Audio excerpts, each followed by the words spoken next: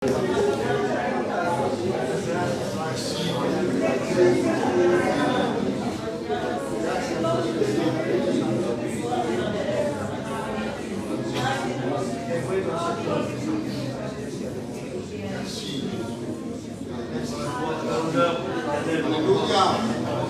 Jésus, je vais lever mon voix. Seigneur Jésus, mon roi, te rendre grâce et te dire merci. Merci pour ta présence.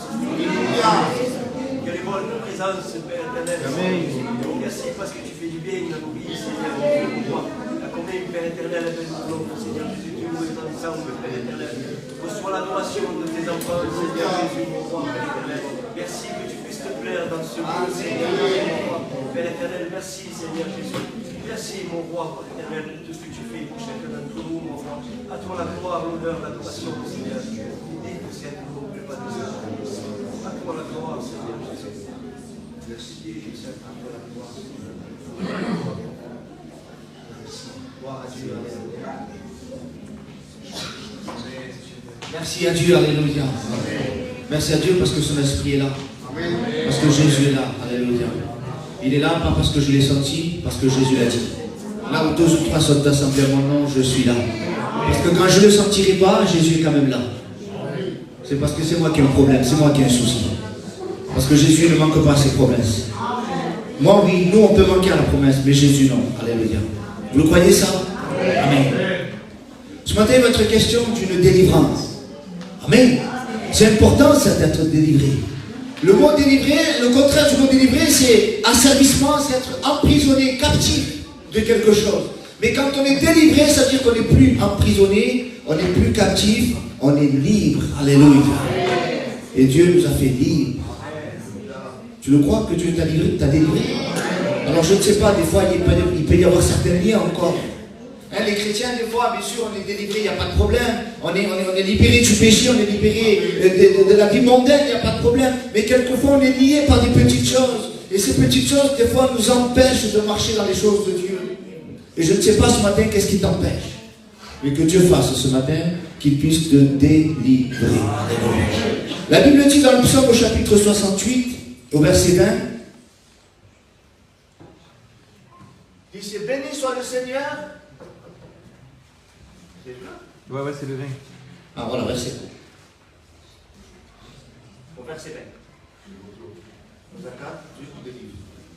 C'est ça, Pépé. Il est décalé le. Après, tu as celui-là. Ah non. Alors, attends. 68, 20. Moi, j'ai un autre. Heureusement que je l'ai marqué. Dieu est pour nous. Ah ben, c'est celui-là, Pépé, alors. Ah, ben voilà. 21. Bon, il y a plutôt 20, mais c'est 21. Dieu est pour nous, le Dieu des délivrances, et l'Éternel, le Seigneur, peut nous garantir de la mort. Amen. Alléluia. Vous avez vu comme il est marqué, il est pour nous, hein, pas pour les autres. Parce que pour nous, il est notre Dieu. Pour les autres, ils se moquent de Dieu. Ils ne veulent pas de Dieu. Mais ce matin, toi, si tu es venu ici, c'est parce que tu veux de Dieu. Alléluia. Et Dieu est à toi et il est pour toi. Alléluia. Dieu est pour nous le Dieu des délivrances. Et il a mis au pluriel des délivrances parce qu'il y en a plusieurs. Et vous allez comprendre.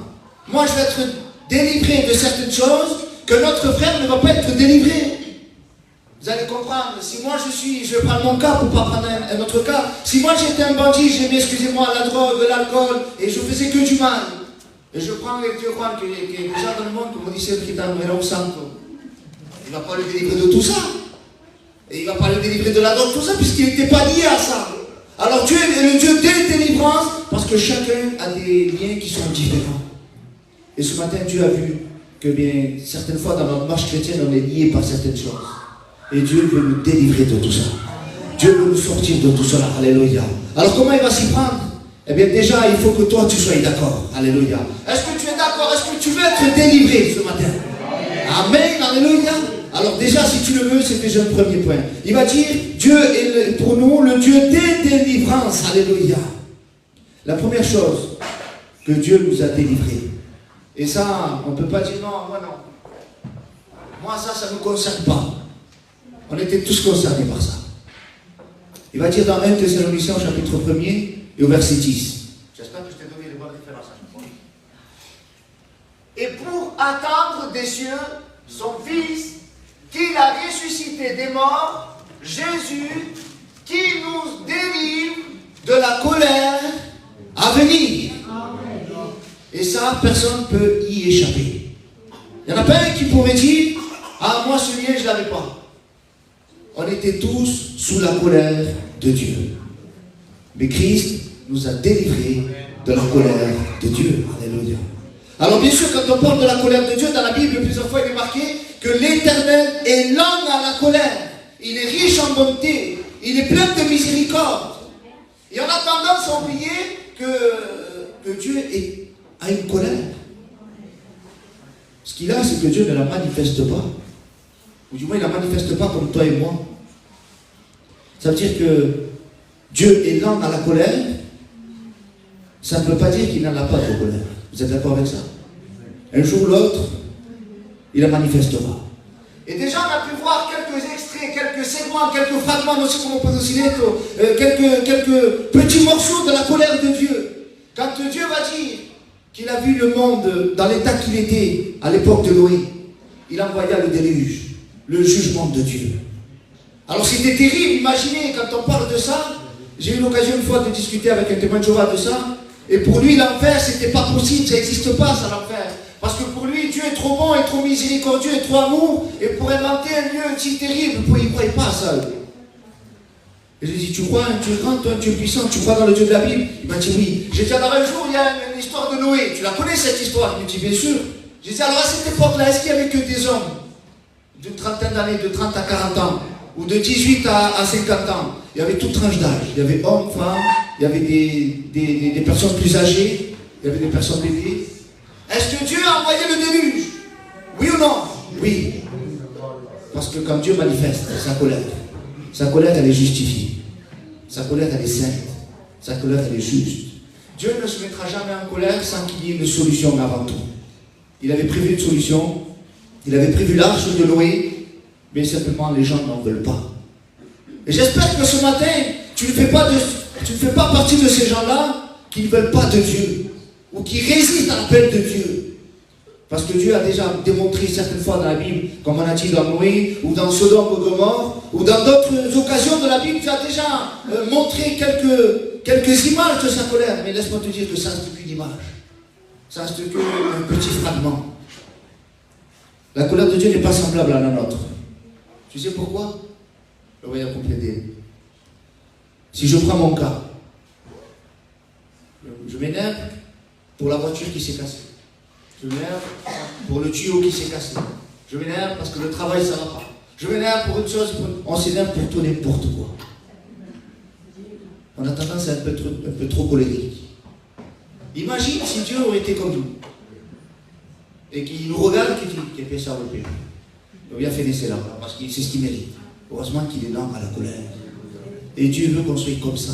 Il veut qu'on soit patient, amour, miséricorde, qu'on manifeste ses sentiments. Alléluia.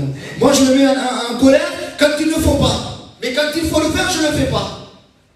Parce qu'on est comme ça. On a tellement la vision de la cause un peu bizarre, l'être humain. Et quand il voit les choses un peu bizarrement, l'être humain il voit les choses différemment aussi. Parce que quand des fois il faut se mettre en colère, on ne le fait pas. Pourquoi? Parce qu'il y a des intérêts, il y a des choses qui nous conviennent, il y a des convenances. Et des fois on ne le fait pas parce que ça ne nous convient pas. Mais Dieu ne regarde pas ses convenances, si ça convient, si ça ne convient pas. Dieu regarde la justice. Alléluia. Si c'est juste, il le fait. Si ce n'est pas juste, il ne le fera pas. Alléluia. Dans Éphésiens chapitre 4, versets 23 à 32, voilà ce que va nous apprendre l'apôtre Paul au sujet de la colère. Vous êtes prêts à écouter ce que Dieu a à nous dire? Amen. Parce qu'on est tous poussés par ça. Hein? Il va dire comme ça au verset 26, au verset 23, pardon. Verset 23. À être renouvelé dans l'esprit de votre intelligence. Verset 24. Et à revêtir l'homme nouveau créé selon Dieu dans une justice et sainteté que produit la vérité. Amen. C'est pourquoi renoncez au mensonge et que chacun de vous parle selon la vérité à son prochain, car nous sommes membres les uns les autres. Amen. Ça, c'est les conseils que l'apôtre Paul veut donner aux chrétiens. Et si on veut recevoir des conseils, de savoir comment faire dans notre vie chrétienne, n'écoute pas Pierre, Paul, Jacques, écoute la Bible. Amen. La Bible, elle est remplie de conseils pour notre vie chrétienne. Alléluia. Et au verset 26, il va dire, si vous vous mettez en colère, ne péchez point, que le soleil ne se couche pas sur votre colère. Amen. Alors il va dire, si vous vous mettez en colère, il n'est pas dit, c'est interdit de se mettre en colère. Il n'est pas dit, il est interdit de le faire. Il ne faut pas s'énerver. C'est marqué si au cas où tu le fais. Parce que ça peut arriver, parce que c'est un sentiment qui est en nous. C'est quelque chose qui est en nous qu'on n'arrive pas à gérer bien des fois, parce que la situation fait que ça nous énerve, elle nous a mal parlé, elle nous a mal répondu, ou je ne sais pas, moi, une situation, mais qu'est-ce que vous voulez? Mais la Bible t'exhorte et te dit, si tu te mets en colère, ne pêche point.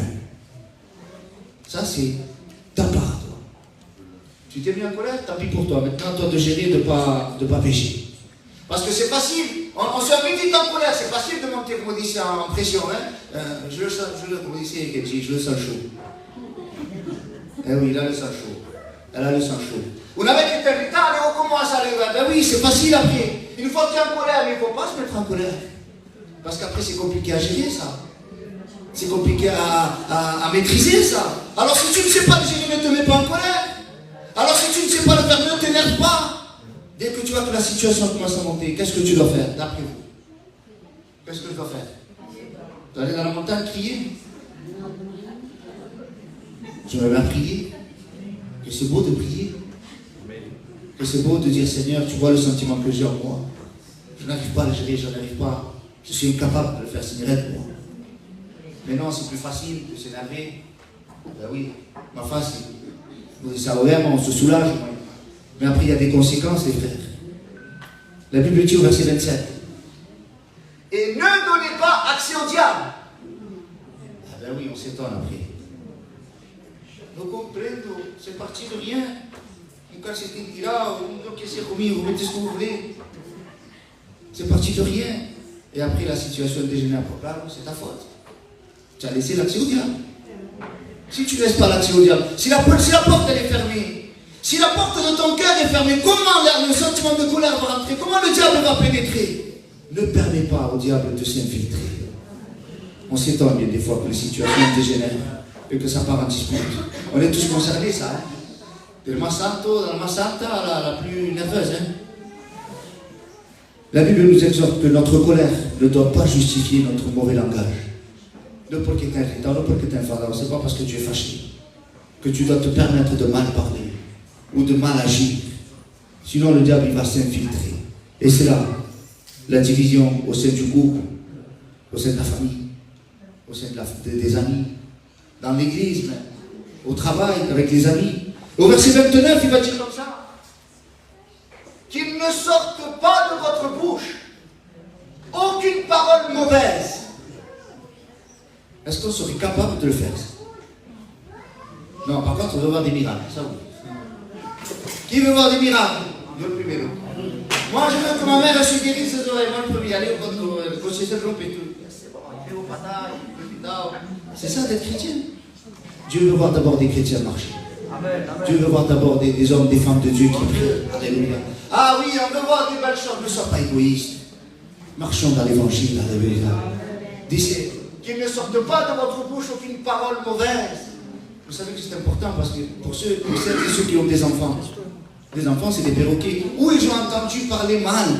Qui leur a appris à dire des gros mots? C'est pas toi qui les as assis sur une chaise et qui répète après moi. Et ce gros mot-là, c'est pas possible. C'est parce qu'il a entendu quelque part.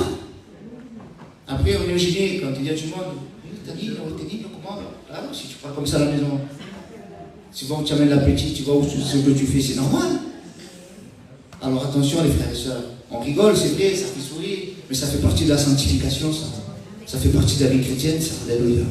Alors qu'il ne sorte pas de votre bouche aucune parole mauvaise, mais s'il y a lieu, comme diciendo, si au cas où il y a une parole qui sort, pas une mauvaise parole, hein, s'il y a lieu qu'une parole sorte, c'est ça qu'il faut comprendre le texte, hein, c'est pas bon, tant pis, parle mal, bon, c'est pas grave, non, demande pardon à Dieu quand tu parles mal. Là, dit, s'il y a lieu qu'une parole sorte de ta bouche, il y a lieu, quelques bonnes paroles qui servent à l'édification et communiquent grâce à ceux qui l'entendent. En gros, je vais te le faire plus simple. Dis, s'il doit sortir une parole, eh bien, que la bonne parole soit utile. C'est pas des citoteries, il y a ma que nous gagnons. C'est ça que ça veut dire. Si c'est pour mal parler, si c'est pour rajouter de l'huile dans le feu, vaut mieux se taire. Il faut que notre parole qui va sortir de notre bouche, elle serve à édifier. C'est comme ça ou pas, les frères? Vous êtes d'accord avec ça ou pas, les frères? De toute façon, vous n'avez pas le choix, c'est la Bible. Il va décider que ta parole, elle doit être utile à l'édification et qui communique une grâce à ceux qui l'entendent ici. Et qu'elle soit une aide pour les autres. Elle doit aider les autres. Non, tellement on est, voilà, voilà, c'est comme ça. Est-ce que ça va aider? Est-ce que ça va aider? Est-ce que c'est utile, ça? C'est pas utile, c'est rigolo, mais c'est pas utile. Et ça, c'est encore des situations banales, ça. Mais quand il y a des grandes histoires, des familles qui se disputent, ou des choses graves qui se passent dans notre vie, au lieu de dire des choses qui sont pour faire du mal, c'est pas utile. Tais-toi. Il faut garder le silence. Quand tu dois ouvrir la bouche, que ce soit une bonne parole. Que ce soit pour aider. Parce qu'une fois que toi, tu t'as dit ça au gars, la parole, elle est sortie. Tu ne parles pas à un mur, que je sache, tu parles à quelqu'un. Parce que si tu parles à un mur, c'est grave. Donc il y a des soucis, il y a des problèmes là. Maintenant, quand on parle mal, c'est parce qu'on parle à quelqu'un. Oh, à la personne qui est en face de toi, comment c'est qu'il y a? Oh, mais regarde, c'est ça. Elle se met mal, elle. Surtout si c'est ta femme, surtout si c'est ton mari, surtout si c'est tes enfants. Alors nous, ça nous fait du bien sur le coup, c'est vrai ou pas? Mais laisse ça, voilà. Mais la personne qui est là, qui essaie de marcher avec les choses de Dieu, qui essaie de se sanctifier, eh bien à cause de toi, tu risques de l'affaiblir dans sa marche. Et la Bible dit qu'il ne sorte pas aucune mauvaise parole. Mais quand je parle, Seigneur, que ça puisse aider, que ça puisse contribuer à l'édification. Alléluia.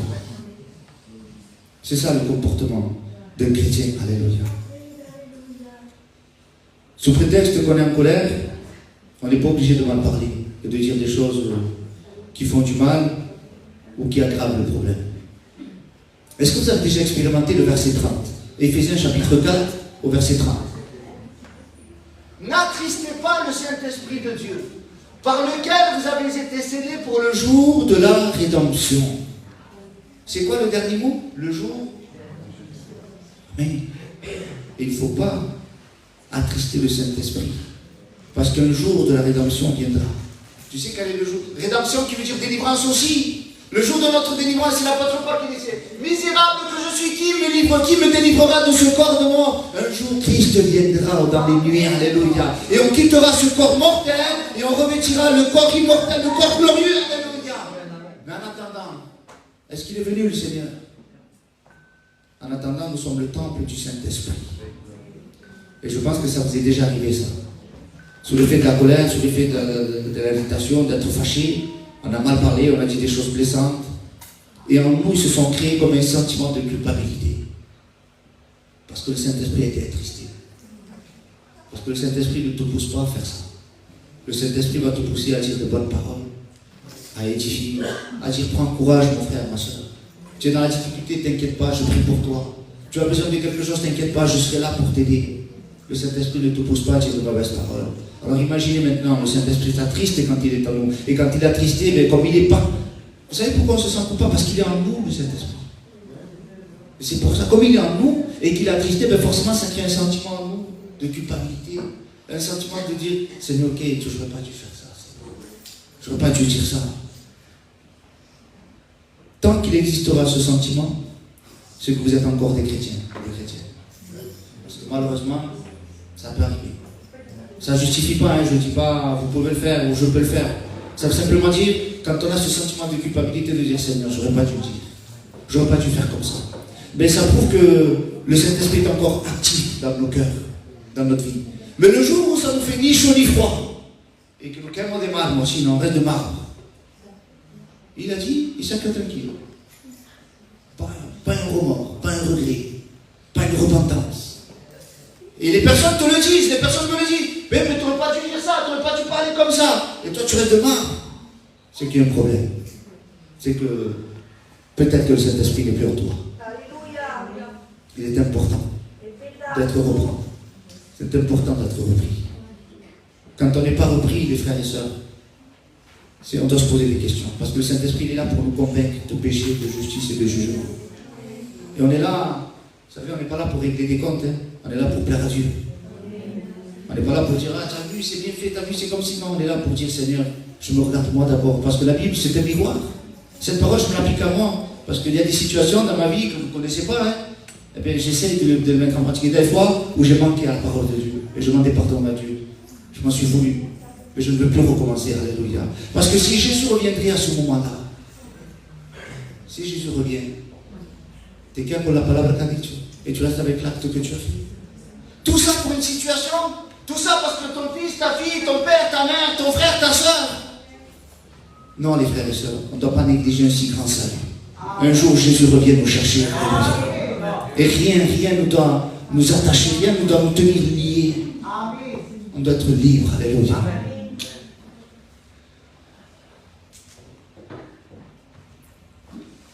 Un jour, il y a l'archange Michel qui va dire dans l'épître de Jude, au chapitre 9, non, au verset 9, pardon.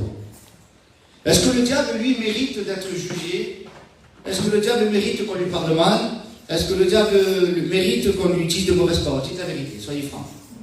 Hablando de gitanos, non, pas de chrétiens. En tant que chrétien, vous allez dire non, c'est mauvais les sœurs. Les gitanos, comment c'est? C'est gitané. C'est mal aussi. Vous allez voir que l'archange Michel, il va faire quelque chose d'extraordinaire.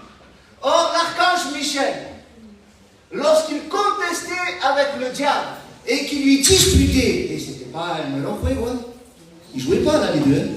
Il contestait et il se disputait le corps de Moïse. Parce que vous avez compris, quand Moïse est mort, c'est Dieu qui a caché le corps. Le temps pour le retrouver, quand Dieu cache quelque chose, tu peux te lever à 6h du matin, tu ne le trouveras pas. Parce que c'est Dieu qui l'a caché. Et là, la Bible dit qu'il y a une lutte, il y a une dispute qui éclate, hein, il y a un conflit qui éclate. Lorsqu'il contestait avec le diable, il disputa le corps de Moïse. Dit c'est Michel n'osa pas porter. Qui est pas là, il n'ose pas. C'est mon mot d'adelantar, nous autres. Qui a adelantar au question? Alors que lui, il n'a pas osé. Il n'a pas osé le faire. Nous, on est trop audacieux. Et je risque quoi, moi? Et qui va me faire quoi? Non, non, soyons pas comme ça. On parle de l'éternité, les frères et sœurs. Nous, on ne parle pas des vanités, on ne parle pas de ça, nous. On n'est pas comme ça. Nous. On parle des choses de Dieu.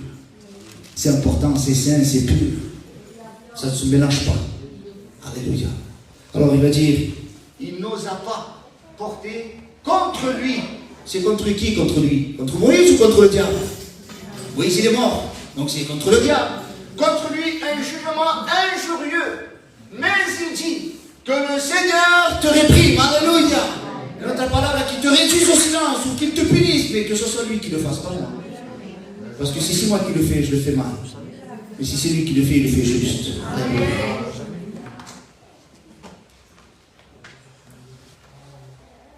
Et nous, combien de fois on veut se faire justice pour une chose, pour une autre, où on veut oser faire des choses. Mais lui, l'archange Michel, il n'a pas osé. Vous savez pourquoi il n'a pas osé? Parce qu'il représente le ciel. Vous imaginez un peu? Parce qu'on n'a pas tous les tenants et les aboutissants de ce qui s'est passé dans cette histoire. Mais supposons que Dieu lui a dit, tu vas récupérer le corps de Moïse. Mais en aucun cas tu parleras, tu diras quoi que ce soit de mauvais. Hein? Imaginez maintenant, c'est l'archange Michel, lui, il se permet de dire de mauvaises paroles, des choses. Il va être désobéissant, il va désobéir à Dieu pour le diable. Non, il se tient. Alléluia. On doit se tenir. Il représente le ciel. Et aujourd'hui, nous les frères et sœurs, nous sommes appelés comment? Ambassadeurs de la terre, ambassadeurs du monde, ambassadeurs de Christ. Alléluia. Nous sommes des concitoyens du ciel. Alléluia. Alors bien sûr que on a vu que la colère de l'homme, de la femme, il y a certaines situations qui peuvent nous mettre en colère, nous fâcher, et nos mauvaises paroles, nos mauvais actes, eh bien, nous mettent dans des mauvaises situations. Mais en réalité, c'est dans le calme et dans la confiance. Alléluia. Que Dieu manifeste sa puissance. Alléluia. Regardez ce que dit la Bible au sujet de vite se fâcher. Vous voulez qu'on le voie ensemble? Dans Proverbes chapitre 12, au verset 16. L'insensé. C'est intelligent un insensé? Un insensé, tu lui dis, va à droite et il va à gauche, ou il va tout droit, il ne va pas à l'endroit où tu lui as dit.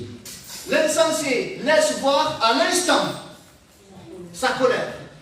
Mais celui qui cache un outrage est un homme prudent. On va se concentrer sur l'insensé laisse voir à l'instant sa colère.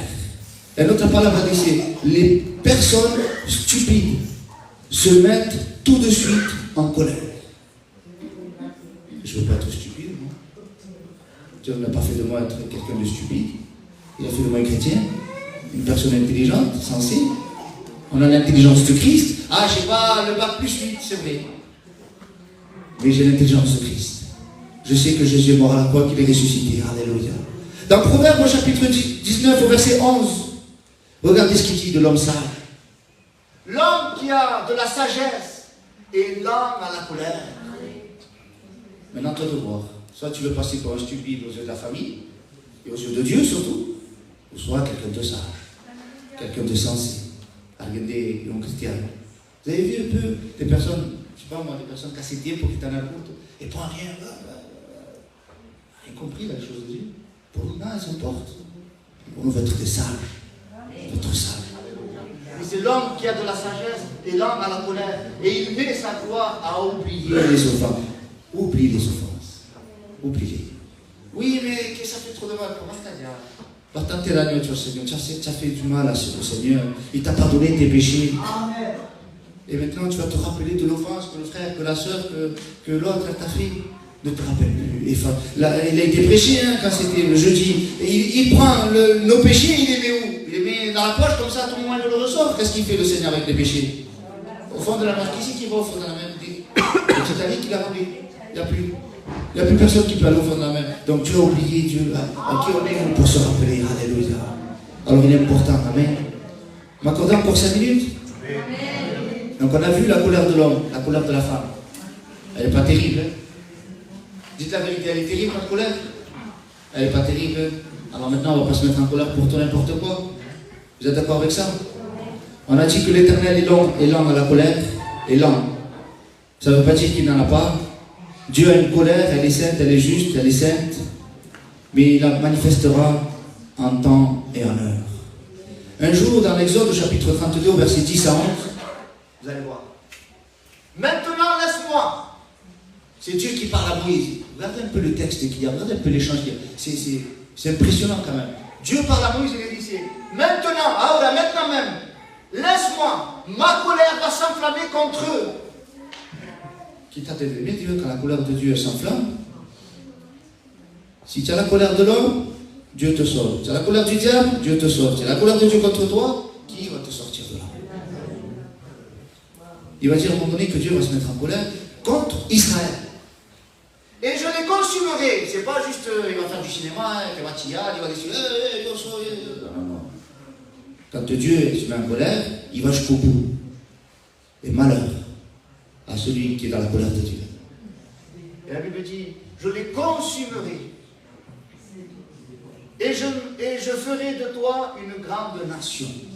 Et notre parole a dit, c'est grave quand même, je les détruirai, je les exterminerai.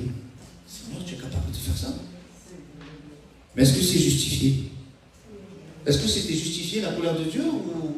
Ouais, mais là, un moment, excusez-moi pour ce que je dis, mais un moment de folie, et puis Dieu s'est mis en colère parce qu'il en avait marre, il a perdu patience, parce que tu comprends, Noé, allez voir Abraham, Sarda, oui. Est-ce que c'est comme ça? Non, parce que Dieu est censé. Il traite au cas par cas. Il le sait que Moïse n'est pas comme Abraham, Abraham n'est pas comme Moïse, Abraham n'est pas comme Noé, et chaque personne est différente. Et nous, on a tendance à tout mélanger, c'est pour ça qu'on mélange, et qu'après on se met en colère avec tout le monde. Alléluia. Que Dieu nous donne de la sagesse. Alors la colère de Dieu, elle était justifiée à ce moment-là. Vous savez pourquoi? Qu'est-ce qu'ils ont fait Israël à ce moment-là? De grave. Ils ont fait quoi? Ils ont adoré le veau d'or. Et après, qu'est-ce qu'ils ont fait avec le veau d'or? Ils ont dit quoi à ce sujet? Parce que c'est bien bon de l'adorer, mais ils ont dit quelque chose que ça n'a pas plu à Dieu. Que c'est leur Dieu Et un dernier détail. Les soins. Bon, mais Moïse, il tarde à venir. Ah, il casse un torse. Eh bien, il nous faut quand même un leader, il nous faut quelqu'un. Il nous faut un Dieu, il faut quelque chose de visible. Bon, ben, on va remplacer Moïse, on va mettre un veau d'or. Alors, on met le veau d'or, il n'y a pas de problème, il y a les goudiciers. Et on va dire aux autres nations que c'est lui qui nous a fait sortir de l'Égypte. Ils n'ont pas honte de parler, ça n'a pas honte de parler comme ça. D'attribuer la gloire de Dieu, la manifestation de Dieu, à un veau d'or. Que Dieu nous garde. C'était justifié. La colère de Dieu, elle était justifiée à ce moment-là. Mais la prière d'un seul homme, l'intercession d'un seul homme, a fait en sorte que Dieu ne manifeste pas sa colère. Un jour, Dieu manifestera sa colère. Mais la Bible dit, dans 1 Thessaloniciens chapitre 1er, verset 10, que Dieu va la manifester, il n'y a pas de problème. Mais avant de la manifester, regardez ce qu'il a fait. Et pour attendre des cieux son Fils, qu'il a ressuscité des morts, c'est ce qu'on a dit au début, Jésus, qui nous délivre de la colère à venir, alléluia. Dieu doit envoyer sa colère, il n'y a pas de problème. Mais avant de l'envoyer sa colère, il a envoyé son Fils, il a envoyé son amour, alléluia. Alors je crois que ce matin, on a reçu Jésus dans notre cœur. Et qu'il nous a délivrés de la colère à venir. La colère à venir, ce sont les 7 trompettes, les 7 groupes, les 7 fléaux. Est-ce que c'est justifié? Dites la vérité. Est-ce que la terre, elle mérite ce qu'il y a marqué dans l'Apocalypse? C'est la vérité. La terre, c'est pas juste ton petit quartier d'en bas. Hein. Dieu voit ce que tu ne vois pas. Déjà, quand on met BFM, LCI, CNews, Europe, non sais quoi, et on se rend compte de ce qui se passe un petit peu dans l'étranger, et on commence à se dire, qu'est-ce qui se passe? Eh oui, parce que nous on est habitués à aller au champ, aller à Carrefour, à Salamanda, prendre le gasoil, il nous dit tellement pour tonterie, mais Dieu voit ce que tu ne vois pas. Et c'est constamment sous ses yeux que des enfants se font torturer, tuer, que des hommes et des femmes sont tués, qu'il y ait des guerres pour tout n'importe quoi, ils font des guerres pour du pétrole, pour de l'argent, pour une idée, pour quelque chose. Et Dieu le voit constamment. La vérité, la colère de Dieu, elle est justifiée pour la terre. Mais Dieu a envoyé son Fils. Voyez à quel point le monde est méchant, qui refuse Jésus. Là, on voit la méchanceté de l'homme. La Bible dit dans Apocalypse, chapitre 6, versets 16 à 17. Et il disait aux montagnes et aux rochers, tombez sur nous. Il préférait que les rochers tombent sur eux, que la colère de Dieu tombe sur eux. Et cachez-nous devant la face de celui qui est assis sur le trône et devant la colère de l'agneau. Alléluia. Devant la colère du monde, si tu vois un homme, quelqu'un ou une femme, voilà, qu'est-ce que c'est? Oui, c'est un rituel. Et des fois, il y en a qui veulent impressionner. Et il vient quelqu'un de plus fort et l'autre, il reste tranquille. Mais là, si Dieu se met en colère, t'imagines? Il n'y a personne qui pourra résister à ça. Devant la colère de Dieu et de l'agneau, personne ne peut subsister. Alléluia. Alors pour terminer, Dieu est bon, il est lent à la colère. Il est plein de bonté. Il nous épargne de sa colère. Vous savez comment il nous a épargnés? En envoyant son Fils Jésus à la croix. Alors qu'on le méritait. On le méritait la colère de Dieu. On méritait la perdition éternelle. Mais Dieu nous a fait grâce, il a effacé notre dette. Alléluia. Alors soyons doux et humbles comme Jésus. Gardons nos âmes du péché. Il y a d'autres choses que Dieu nous a délivrées, mais je crois que ce matin, on a compris le principal de la parole de Dieu. Hein, ça nous a parlé à nous les chrétiens. Hein, même le plus gentil, il a toujours ces petits moments de folie, de colère. Alors je crois qu'on a compris que on va éviter. On va être doux et humble de cœur. Amen. On prie le Seigneur ensemble. Michel, tu pries le Seigneur.